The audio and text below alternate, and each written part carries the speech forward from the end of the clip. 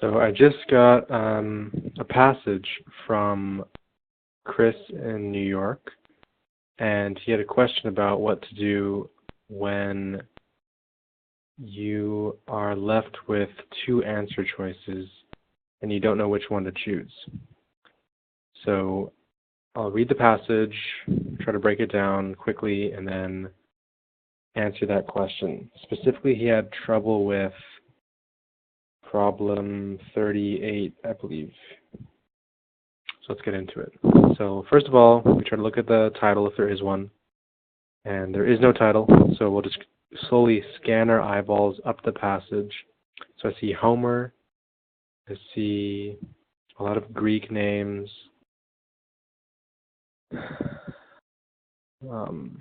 speeches, tone, speeches, written style, prose, spoken oratory. Okay, so it's going to be something about Greek tragedies and prose and spoken word. So close my eyes, take a deep breath,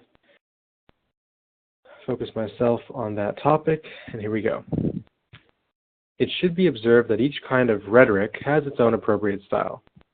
The style of written prose is not that of spoken oratory, nor are those of political and forensic speaking the same.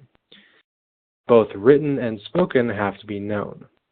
To know the latter is to know how to speak good Greek. To know the former means that you are not obliged, as otherwise you are, to hold your tongue when you wish to communicate something to the general public. Aha, okay. The written style is the more finished. The spoken better admits of dramatic delivery, like the kind of oratory that reflects character and the kind that reflects emotion. Hence, actors look out for plays written in the latter style, and poets for actors competent to act in such plays. Yet, poets whose plays are meant to be read are read and circulated.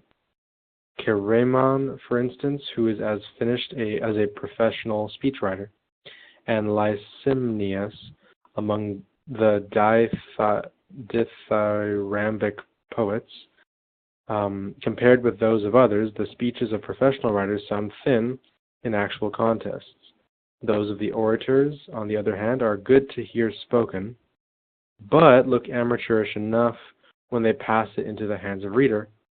This is just because they are so well suited for actual tussle, and therefore contain many dramatic touches, which, being robbed of all dramatic rendering, fail to do their own proper work, and consequently look silly. Okay, I'm going to stop here, just kind of quickly catch my brain up to process what I've just read. Essentially, the author is kind of comparing written to spoken. One is good, one is meant to be read, the other one's meant to be spoken. It's kind of straightforward and obvious. One is very professional, and the other one is something that you would do to communicate something to the general public, has emotion and reflects character. So nothing really too argumentative there. And over here, the author was just saying that it would kind of look silly for something that's meant to be spoken to fall in the hands of a reader. Thus, strings of unconnected words and constant repetitions of words and phrases are very properly condemned in written speeches, but not in spoken speeches. Speakers use them freely, for they have a dramatic effect. In this repetition, there must be variety of tone, paving the way, as it were, to dramatic effect. For example, "This is the villain among you who deceived you, who cheated you, who meant to betray you completely." This is the sort of thing that Philemon, the actor, used to do in the Old Men's Madness of Anaxandritus, whenever he spoke the words Rhadamanthus and blah, blah, blah, blah. Okay. And also in the prologue to the Saints, whenever he pronounced the pronoun I. If one does not deliver such things cleverly, it becomes a case of the man who swallowed a poker. So too with the string of unconnected words. For example, I came to him, I met him, I besought him.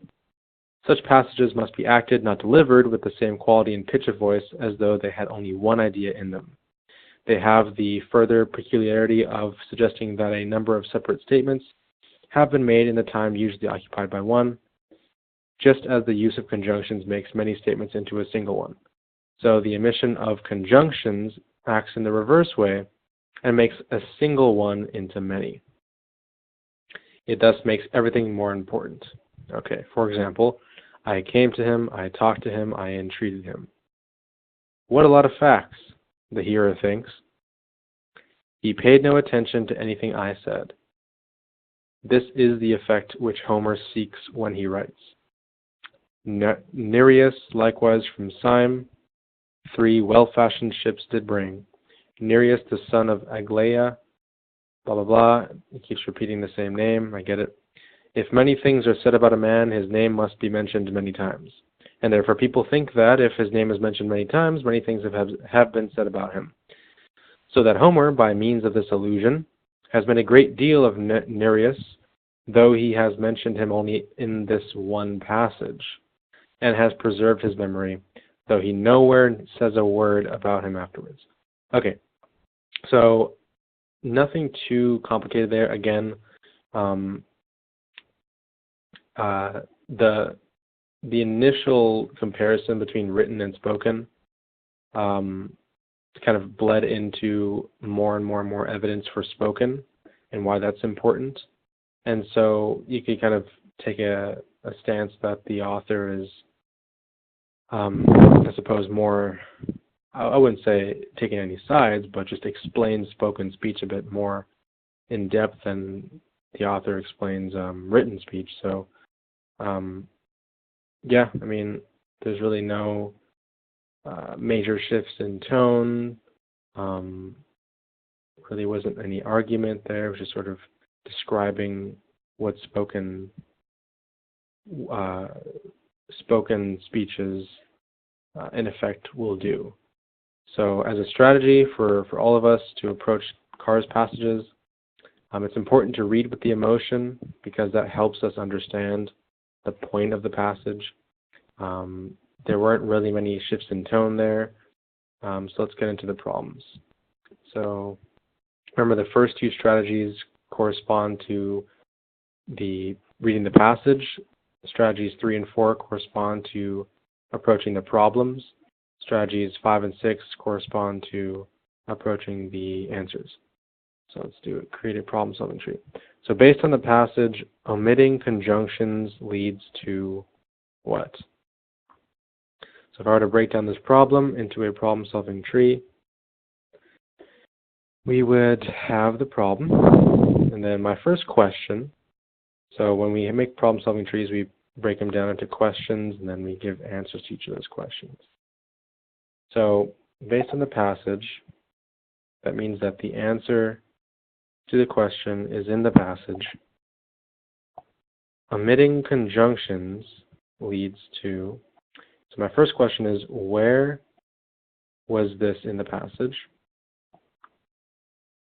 And then second question is very simply, how was it used? And last one, what does omitting conjunctions lead to? So I remember where it was. It was right up here,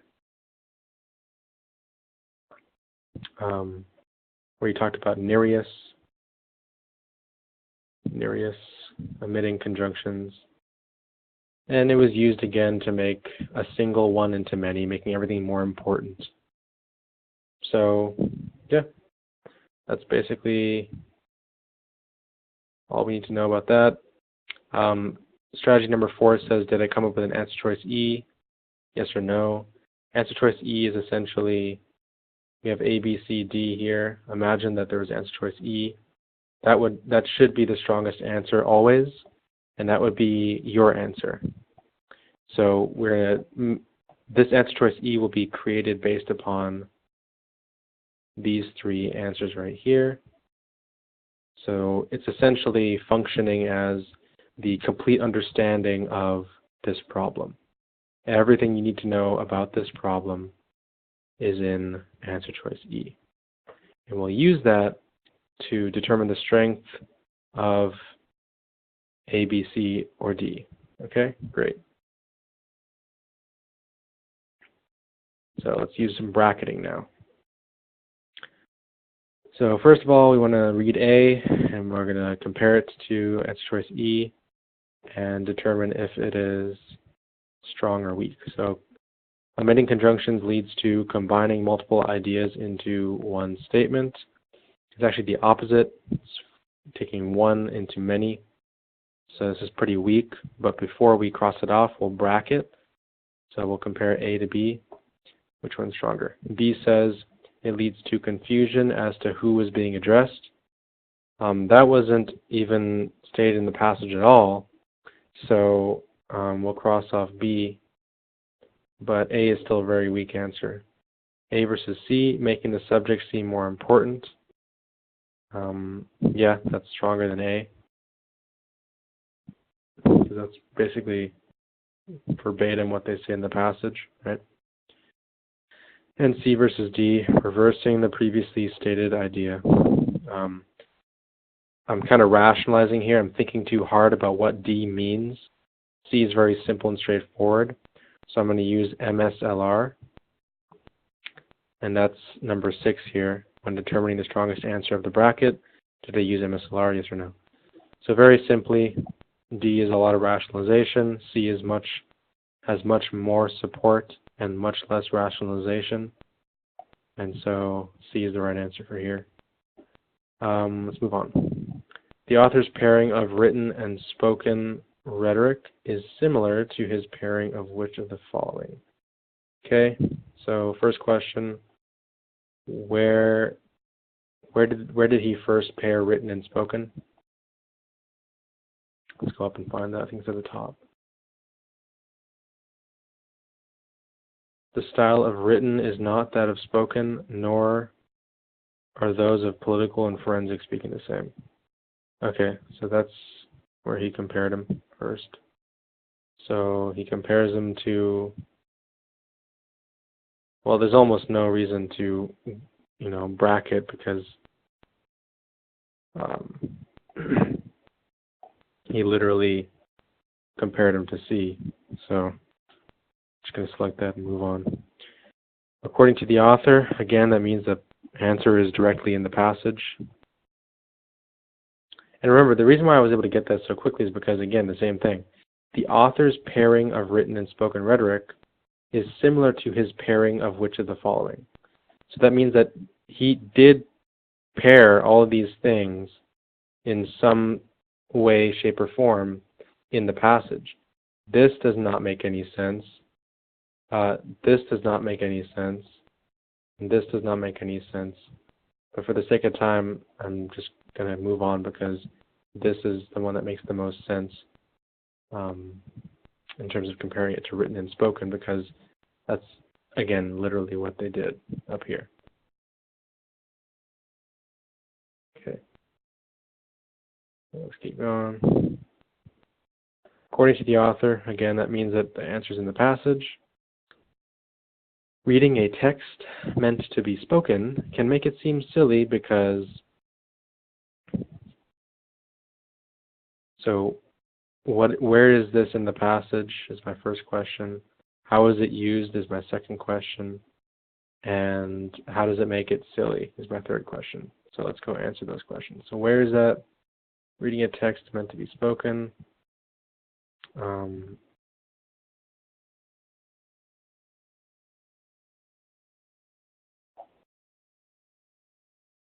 So I believe that, he spoke about that here.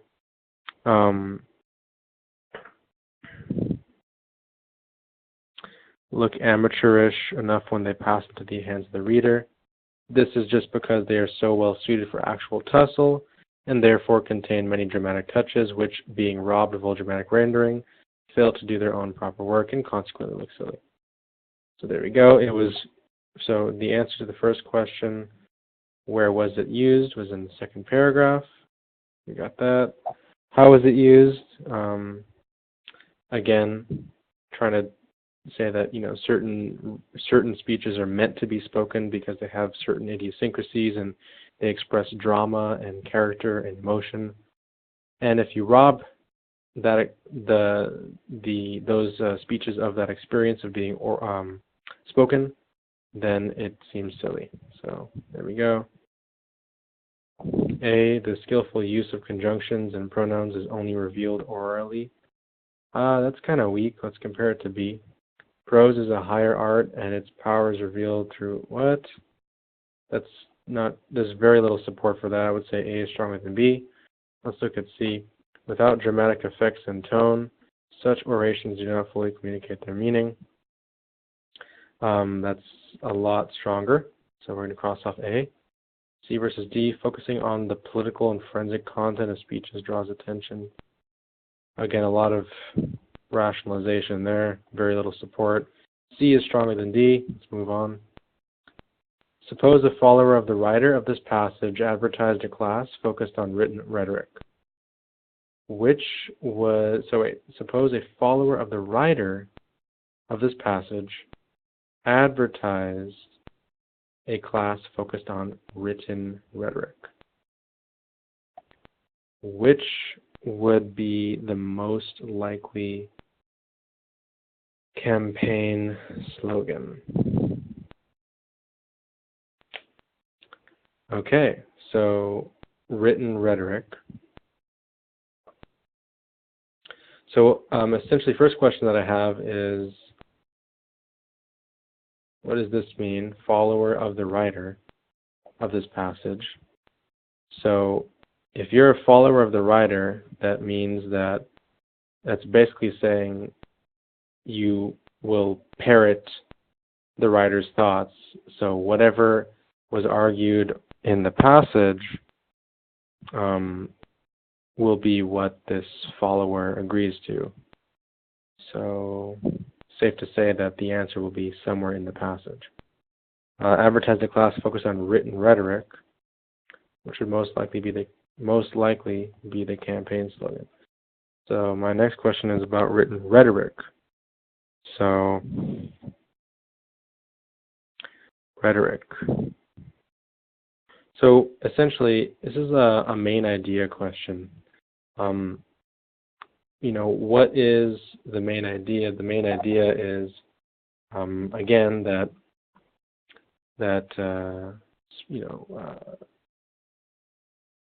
up here, where does he promote written rhetoric? So it first starts it here. The style of written prose is not the same as spoken oratory. Both written and spoken have to be known. To know spoken is to know how to speak Greek. To know written means that you are not obliged, as otherwise you are, to hold your tongue when you wish to communicate something to the general public. So the written style is the more finished. The spoken better admits of dramatic delivery.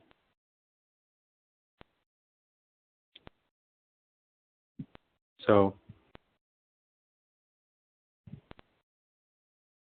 basically, again, for spoken, you have more drama. For spoken, you have more drama and emotion, and it's better for actors and plays. For written, you can communicate something to the general public. It's read and circulated. So yeah. Anything about? So that's essentially the answer to the second question here. First one was, what would the follower of the writer mean? The second question was, what does the author of the passage say about written rhetoric? And so again, it's things that can spread to the general public and that are meant to be read and circulated and things like that. So which of the following would be the most likely the campaign slogan? Anything that really combines those ideas. So let's see. A says, impress your friends with the control of tone and voice. That's kind of weak. It's not really about tone and voice. It's more spoken oratory. B says, share your ideas fluently with the larger community. That's almost verbatim. He just uses general public as opposed to larger community. So it's definitely stronger than A. Then B versus C, learn to write in a wide variety of genres and styles. I don't think genres and styles was anything that the passage author focused on. It certainly wasn't any of these points here. So B is stronger than D. D says stop hindering your communication with unconnected ideas. Again, I'm going to use MSLR over here and compare it to B. So with B, it says share your ideas fluent. That's very simple, a lot of support, very straightforward. With D, it's a lot of rationalization, doesn't really catch the main idea of a class focused on written rhetoric as supported by a follower of the writer of this passage. So I'm going to pick B is stronger than D and move on. 39 says, which of the following, if written by a writer that focused on works meant to be read, would most weaken the author's claims? So basically the author is claiming that something written by a writer that focused on works meant to be read, so the author would say that that would, so first of all my question is, what does the author say about works meant to be read? And to answer that, basically he would say that they're not meant to be spoken, that they can't deliver emotion, they can't deliver drama, things like that. And yeah, next question is basically, which of these statements would contradict that? That's it. So if something, which of the following, if written by a writer that focused on that? Okay, so a speech that was highly polished and sophisticated, that is not very, that would not challenge the author's claims. That seems to go hand in hand with what the author is saying. So it seems like a weak answer. Let's look at B. A speech that contested a recent political decision through the use of theatrical techniques. Oh yeah, if this was written by somebody who focused on works meant to be read, yet, you know, theatrical techniques and political decisions, that seems quite dramatic. If that was written by somebody like this, then that would definitely weaken the author's claims. So B versus C, a speech that seemed to favor content over device, that would not weaken the claims as much as B would.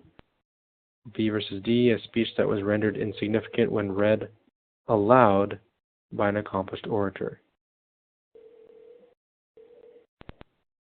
So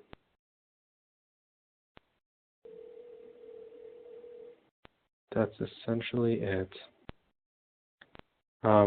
B is definitely stronger than D.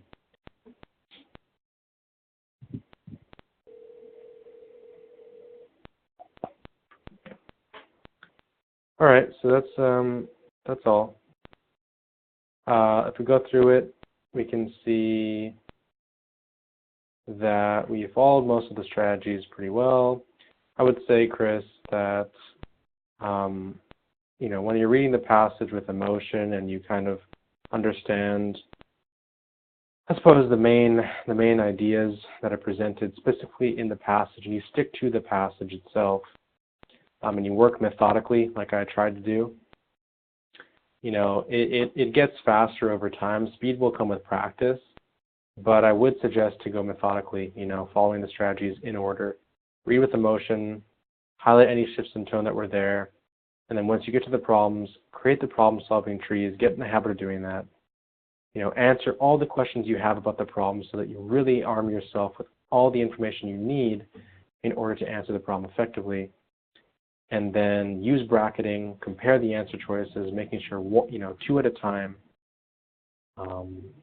And last but not least, to answer your question, you should use MSLR to determine the strongest between the 2 answer choices. So over here, when you really broke down the problem, and I think that, you know, it comes down to breaking down the problem and really understanding what it's asking. So if you weren't making those problem-solving trees, I would highly recommend that you do that, because that might be where you're tripping up. The reason being is that, you know, I can tell you to use MSLR, but if you haven't been following steps 5, 4, and 3, then MSLR isn't going to do you any good, because you're determining what has the most support and least rationalization, compared to your answer choice E. Answer choice E is the combination of all the answers to all the sub-questions that you have about each problem. It's basically your solution manual to every single problem on the MCAT.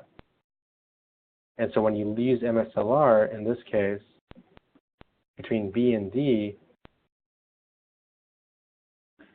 the problem was asking a few questions here. What does this phrase mean? It means that that a follower of the writer just basically means according to the passage, right? Like it's just the ideas of the passage. It's just a clever way, a cute way of the MCAT writers to basically say according to the passage in a very verbose way. So that's number one. The second question that I had was focused on written rhetoric. Second question I have was, what does the passage say about written rhetoric? Yeah? So then I go back up to the top and I find, what they say about it. And it says things like, when you wish to communicate something to the general public, something that, is meant to be read and circulated, things like that, and it's not something that has emotion, not something that has character or dramatic delivery. And that's it. That is it. So when you're comparing, when you have all these comprehensive understanding of this problem, you're basically armed with all the information you need to be able to determine which one's the strongest, and which one's the weakest and which one's the strongest. So specifically with B and D, once you understood all that, B was saying share your ideas fluently with larger community. That's again essentially verbatim what he was saying about written prose or written rhetoric, that you can communicate your ideas with the general public, which is essentially the same thing as this. That has a lot of support and very little rationalization. And when I say rationalization, I mean you don't have to think too hard about why it makes sense. As opposed to D, stop hindering your communication with unconnected ideas. It's not really explicitly saying that about written rhetoric. I think it says strings of unconnected words. Such passages must be acted, not delivered. So it's not necessarily something that they're explicitly stating about, like how written speeches are better than spoken speeches. In fact, that phrase about unconnected words was used to support or give evidence to something about spoken speech. So they never made a claim that communicating with unconnected words, and in fact over here they never even said ideas. So there's not a lot of support here for this claim being made in answer choice D, that somehow you're going to be hindering your communication if you do this. That's actually never said by the writer of this passage, as opposed to this, which absolutely is said. So that's what I would do when it comes to choosing the right answer between two answer choices. Understand the problem, create an answer choice E, and then choose between the two answer choices the one that has the most support directly in the passage and requires the least rationalization to answer. So hopefully that was helpful. Please, guys, submit your passages to me. My email is nicholas@secondchancemcat.com. And yeah, I really appreciate you guys' time. We'll talk to you soon.